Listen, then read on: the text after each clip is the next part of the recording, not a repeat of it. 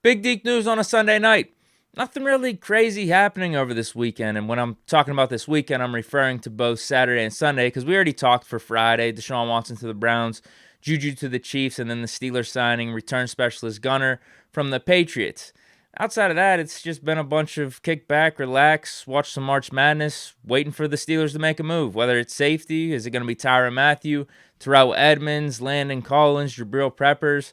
And I guess we're waiting on a receiver at this point, too, because the only two proven guys on the roster are Chase Claypool and Deontay Johnson. We're looking for that wide receiver 3. You could throw Anthony Miller in the mix because he's done some things at the NFL up to this point, just not with the Steelers. And I wouldn't mind giving him a chance. I just think you need to bring in some more depth. But the one that really flew under the radar to me was the Steelers potentially missing out on the perfect running back 2 / wide receiver 3 or offensive specialist for this Matt Canada system, and that was Cordarrelle Patterson. He ended up re-signing with the Falcons on a 2-year deal at $10.55 million. I mean, Steelers, we couldn't have matched that. But since Patterson's off the board, that got me thinking. Outside of receiver, outside of safety, is backup running back actually top 3 in our list of needs right now, depending on the Tuitt situation, obviously. But low-key, we still may be in the market for a running back. So here's the list of players that kind of got me interested. We got Leonard Fournette, Tariq Cohen, Phillip Lindsay, Sonny Michel, Marlon Mack, Jerick McKinnon. How about Le'Veon Bell? Even after saying all those names, I'm still wondering why we weren't legitimate contenders for Cordarrelle Patterson, because doesn't he feel like he would have been the perfect fit for the offense? Familiarity with Trubisky, too, and only $5.25 million a year. I think it could have worked out, but maybe he sat back and thought, running back 2 under the Tomlin era doesn't really get the most run, and also, is Canada actually even going to utilize me right? Because I can think of another name over the past couple years that really hasn't been working out in the Steelers system, and that's James Washington. Speaking of him, he signs a 1-year deal with the Dallas Cowboys. This deal makes a whole lot of sense to me. I don't really think there was anyone in Pittsburgh that legitimately thought James Washington was going to come back to the Steelers, especially how the last 2 seasons went for him. Limited snaps, limited opportunities. We even knew in the offseason he wasn't too thrilled with the Steelers organization, requesting trades through the media, through his agent. And I think even closer we got to the trade deadline, those rumblings started to resurface again. And I don't really blame him. I thought he was going to be more utilized. It was just weird, too, because sometimes our receivers that were playing a lot weren't really stepping up in certain occasions. We were like, why not get James Washington the ball more? Because it seemed like every time we did, he made the most of the situation. Low-key, he actually has some really memorable plays over these last 3 or 4 years. Think 2019, Duck Hodges. I think it was his first start against the Browns at home. Floated that one up in double coverage. James Washington comes down with it in the end zone.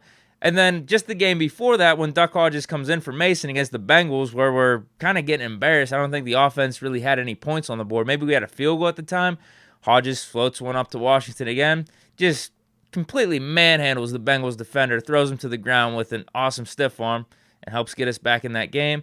Also, the clutch catch on the weird Tuesday, Wednesday night game against the Ravens. It was supposed to be on Thanksgiving. They moved it back so many times. I forget which day it actually was. And speaking of that, I mean, Goodell, you owe us a Thanksgiving game. I hope to have one at home this year. That would be kind of nice. But yeah, he caught that one. Ben threw it across the middle, came down with it, closed the game out for us. So there was quite a few plays that he made. It was just a weird situation, but it makes sense that he went to another team. Final bit of news before we close this out on a Sunday. All signs are pointing to Joe Haden not returning. Just recently tweeted out, Steeler Nation, we will always have memories. And then the picture includes the pick that he got against the New England Patriots at home in the Keller Rush jerseys. It just looked like from the start when we're talking about last offseason when Joe Haden requested an extension, also said he wanted to be a Steeler for the rest of his career, that it was going to be a tough pairing for both the organization and him going forward. I didn't feel like at the time the Steelers really had to act on it. It felt like they had the upper hand, way more leverage, because Joe Haden's getting up there in age. They have a ton of cap flexibility for the following offseason, which is what we're in right now for 2022. And also, we still have a whole season to play out on the last year of your contract. A lot of things can change, so why commit right now? Just because we don't sign you now doesn't mean we can't sign you afterwards. We would just like to keep our cap flexibility, which is what they did. And we're at this point now where Akello really stepped up in the latter half of the season, and you got him under contract on a 2-year, $8 million deal, and we think he has potential to be like a bona fide cornerback number one. And also, you just signed another cornerback in Levi Wallace, who's going to be your solid number two, can also play outside on the exact same contract. So you sit back and ask yourself, where's the room for Joe Haden in this defense? I know it sucks because Joe Haden was great for both the team and the organization, and I still think he can play, but what do? Do you pay him more than what you just paid Levi Wallace and Ahkello Witherspoon? I don't think that really makes sense, but let's say he is willing to take a pay cut. Do you actually play him more than both Ahkello and Levi Wallace heading into the prime of their careers? I don't know. That's doubtful. I don't really see Joe Haden switching positions either. He's been an outside cornerback his whole career. Does he move into the slot? And would he be better than Cam Sutton at this point in both their respective careers? Would he be willing to play 20% of the snaps? I don't know. I just don't think the scenario really made sense for both sides and just makes sense for both of them to move apart. I think it's a lot like Juju's scenario too. You have a player and an organization both having different wants and needs at this point and can't really get on the same page to an agreement, and you eventually go your separate ways. It's nothing personal because obviously Joe Haden has a lot of respect for the Steelers, Juju for the Steelers, and vice versa. So just happens, man. It's business. It's life. Things move on. Things change.